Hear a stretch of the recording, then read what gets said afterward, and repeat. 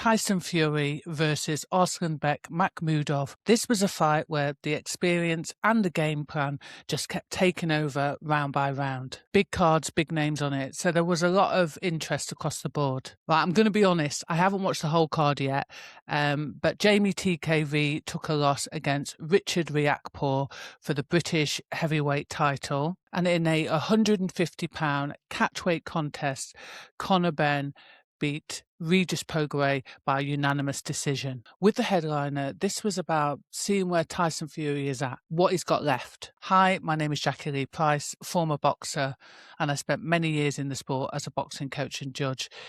If you're new to the channel, why not subscribe, hit that notification bell so you know when we drop new content. So let's look at a few key rounds and turning points. Arslanbek Makhmudov, 6'5", 5.5", but yeah, he's big and strong, but he struggles with his opponent's fast feet and has balance issues. And this guy has a granite chin. He loves to lean on his opponents, drain them, and much is made of his wrestling background. Limited technical ability. He likes to just stand in front of his opponents, but he makes up for it with a huge heart. He'll take one to give one, so to speak. He makes it a really ugly affair, and he throws shots from really unorthodox angles, so it's quite easy for his opponents to catch a stray shot. He took a loss from both Guido Vianello and Jacqui-Lee, so he hasn't really fought the opponents Tyson has. So, does Makhmudov have the capabilities to mix it with the big names? Tyson Fury, 6'9", defensively elusive, great distance control, switches stance. Fury's adopted a more offensive front foot approach under Sugar Hill, combines elite defensive skills with a strategic, highly adaptable approach, with the agility and footwork typically seen from boxers in lower weight classes. Fury faced a generational great in Usyk, and in an epic trilogy, he faced Deontay Wilder, considered to be one of the hardest punchers of his generation. So both Guido Vianello and Jacqui-Lee stopped Makhmudov. Caballero had him on the floor 3 times, and Guido's well-timed 1-2s right down the pipe and that right uppercut was finding its way home all day long. Fury just needs to layer in that jab, his footwork, stick and move, but there was a question mark over Fury's head. Fury, more fights on his resume, better opposition, factor in age, the harder fights. These are the little things that might sway opinion to think that the younger, fresher guy might take the win. Had Fury got anything left after the layoff? So this was a fight of boxer versus power puncher. Let's take a closer look. Round 1. Straight away, Makhmudov puts it on Tyson with a 1-2 and catches him. Then he leans on. This is a tactic that he uses against all his opponents, trying to drain them. Fury feinting, trying to draw Makhmudov on. I'm not sure feinting draws the desired effect out of Arslanbek, but yeah, it momentarily stopped him pressuring Tyson. Makhmudov often initiates attacks from way out of range, and so his opponents can see them and just use their feet to get themselves out of range. He's flat-footed, but he's able to propel and push himself into range. So it's really about, getting the timing right for counters. One thing I have noticed in the process, his body comes over his front foot. So every time he steps in, he falls off balance. And you just want to say, just move your feet.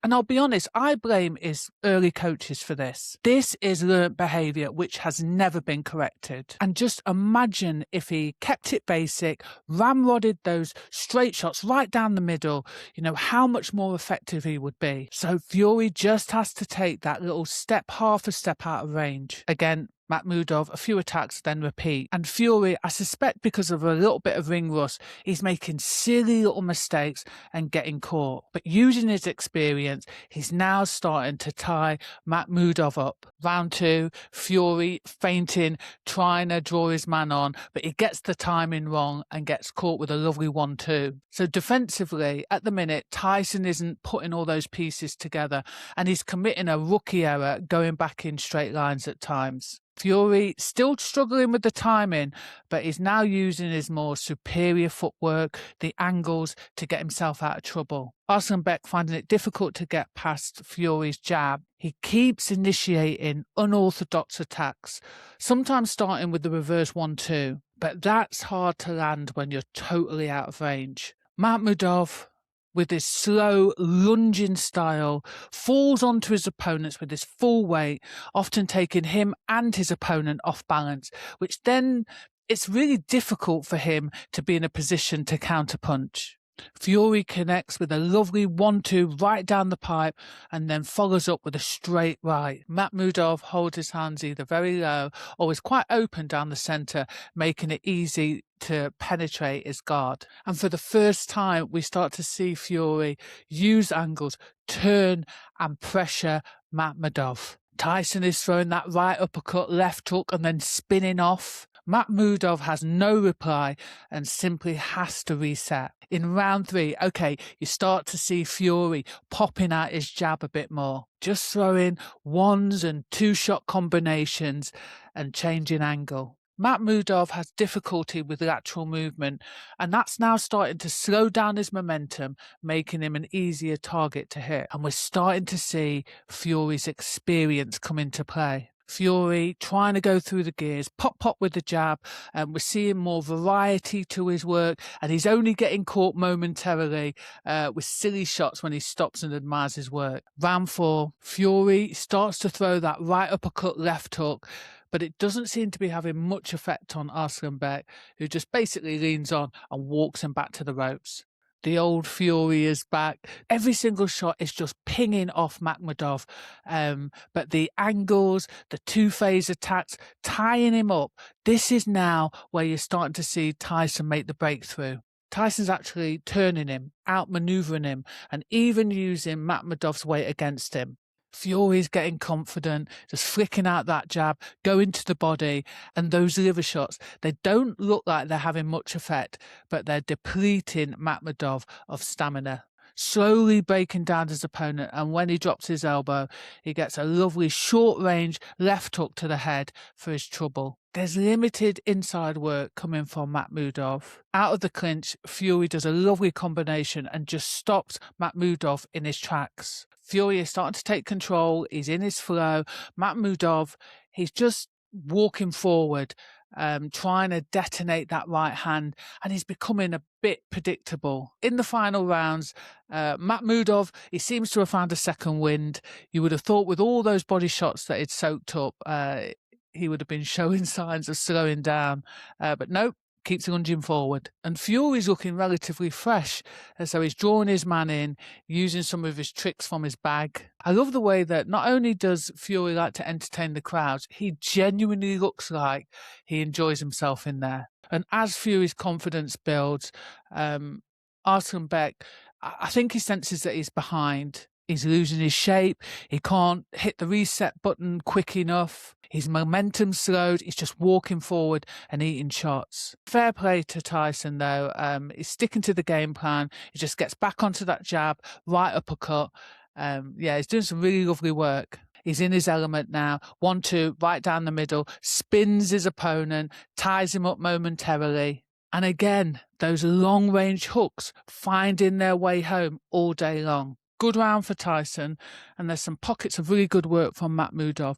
And you just think at this point, if he could just throw that 1-2 right down the middle, he would be having so much more success. He spoils a lot of his own work, and yeah, okay, he does close down the gap, but he's not leaving himself enough room to get off any shots on the inside. And as the fight goes on, it exposes his limitations. Round 10, Makhmudov, he looks defeated. He just doesn't have any answers. One of the highlights of the round, Tyson executes a perfectly timed jab, uppercut, and it stops Arslanbek in his tracks. Makhmudov, he seems like he just don't want to be there, and he's kind of stopped trying.